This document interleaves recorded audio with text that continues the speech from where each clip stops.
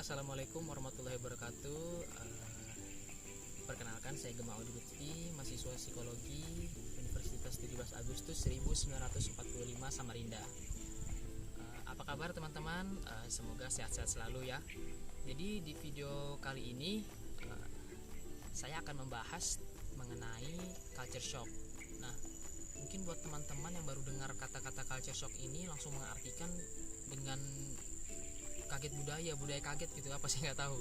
Karena kan dari artinya sendiri culture itu budaya ya, shock itu kaget. Nah, tapi arti simpelnya ya, culture shock itu perasaan kaget atau perasaan tidak nyaman terhadap situasi baru, terhadap lingkungan baru, terhadap orang-orang baru, terhadap treatment baru yang tentunya ya di tempat yang baru.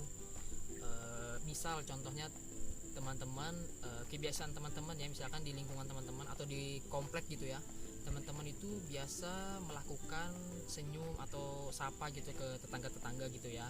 Nah, tapi kalau misalkan teman-teman pergi ke satu daerah atau ke satu negara, ini kok nggak salah saya pernah dengar ya, ini ada satu negara yang tidak terbiasa dengan sapa menyapa gitu. Kalau nggak salah di negara mana gitu. Jadi kalau misalkan teman-teman sapa,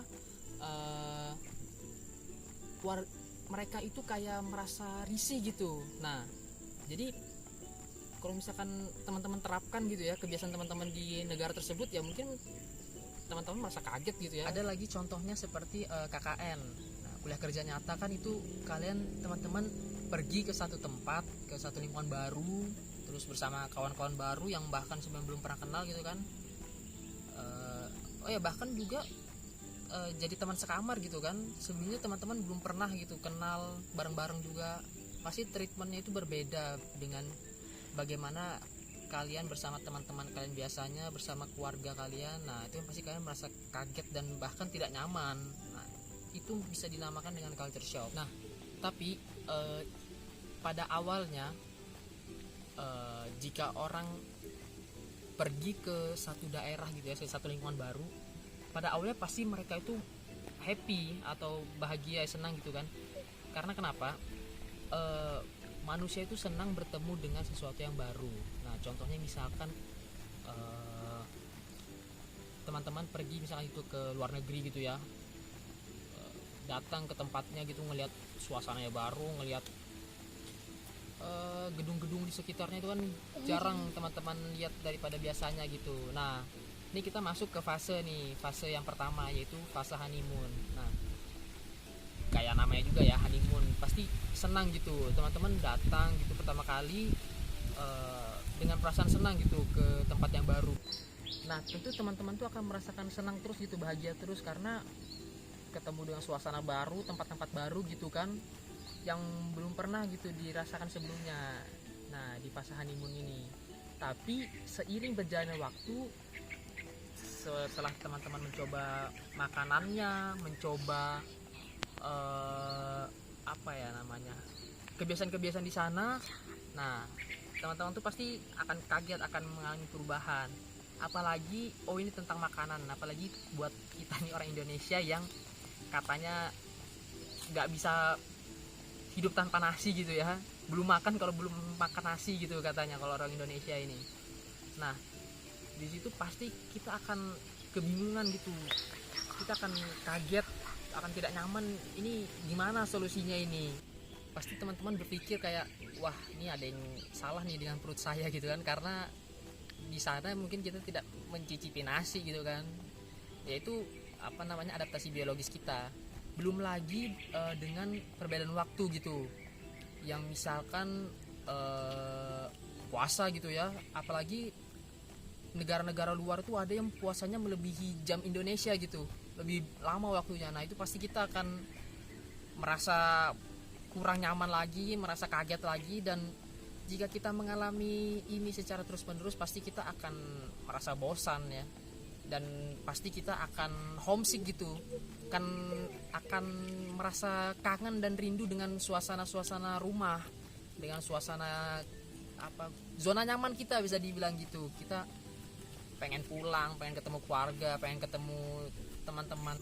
Tapi pada akhirnya ada satu step di mana kita mencari strategi-strategi tersendiri untuk menghilangkan rasa bete tersebut, untuk menghilangkan rasa ketidaknyamanan tersebut. Karena kalau kita depresi ya di tempat orang, ibaratnya di negara orang gitu, wah itu repot sekali sih. Balik ke strategi tadi, contoh misalkan kita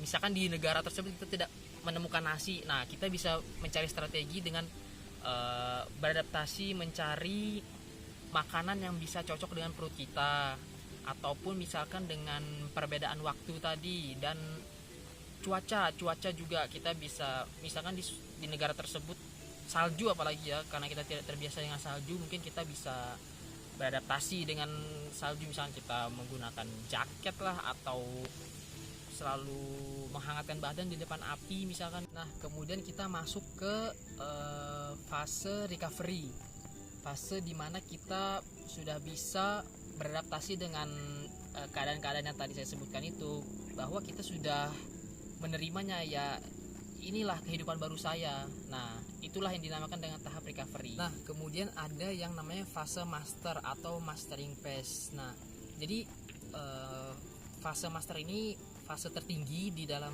fase-fase culture shock. Jadi di mana orang tersebut sudah bisa betul-betul bisa beradaptasi dengan situasi baru, dan itu bukan hal yang baru lagi buat dia. Nah jadi itulah fase-fase yang ada di dalam culture shock. Ada fase honeymoon, ada fase recovery, dan fase master.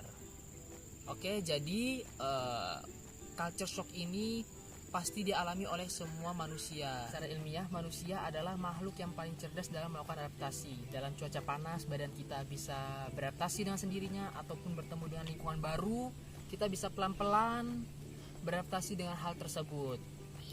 Jadi teman-teman tenang aja, culture shock itu hal yang wajar. Pintar-pintar kita saja mencari irisan-irisan yang bisa kita samakan antara kita dengan lingkungan, atau antara kita dengan komunitas yang baru saja kita masuki atau baru kita kenal, tanpa meninggalkan jati diri kita.